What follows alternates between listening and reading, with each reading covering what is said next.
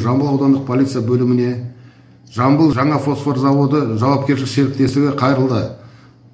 Оны 18 қараша аралығында сол заводтың аумағында тұрған 2 вагон жалпы құны 4 миллион 735 теңге құрайтын триполифосфат натрий өнімі жасырын ұрланғаны туралы хабар түсті.